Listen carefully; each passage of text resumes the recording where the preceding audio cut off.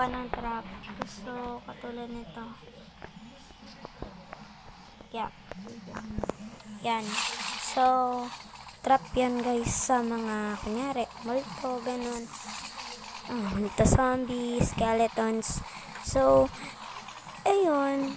Kung para gumawa. So, first, maghanap ka ng spawn point. Maghanap ka ng cut muna natin.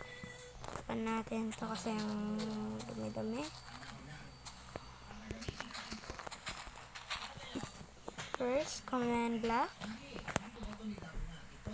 Summon.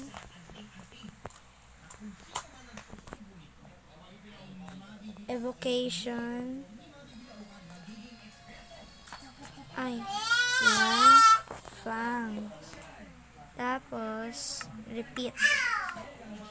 Yan. So, ayan siya. Maglagay kayo ng spawn point kasi pangitingin ko mahalata na cheats siya. Katulad nito, guys. So, ang ginawa ko lang, tinakpan ko lang siya dito ng mga green carpet. 4 yan. Yan guys. Thanks for watching. Yan guys. So, yung trap is gagawin ulit natin. Kasi, lumipit ako ng kasi nga, nagsummon ako ng dragons. So, okay. Kung nga pala nalimutan natin. Tigilan mo ko sa karga-karga mo na yan. Command. Kunin mo nga yung itak doon. Putulin ko ba nitong batang to? Kasi ayaw naman na maglakad. Gusto lang karga eh. Huwag ka itak ko yan. Naputol ko pa dito. Okay. So, You have been given command block *1. Gave command block *1 to James. sige, tignan mo sinain ko.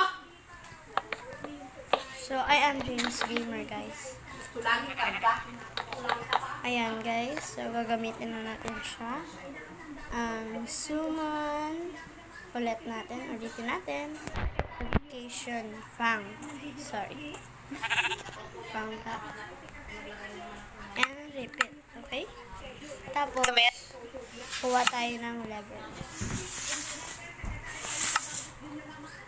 Gusto dyan, James. So,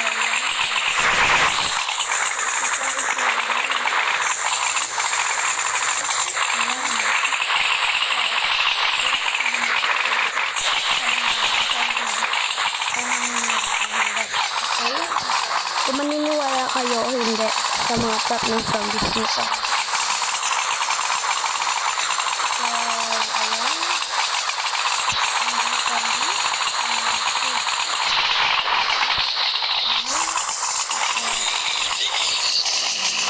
Ayan guys, ito na ito sa trap siya. So, thank you for watching. Thank you for more.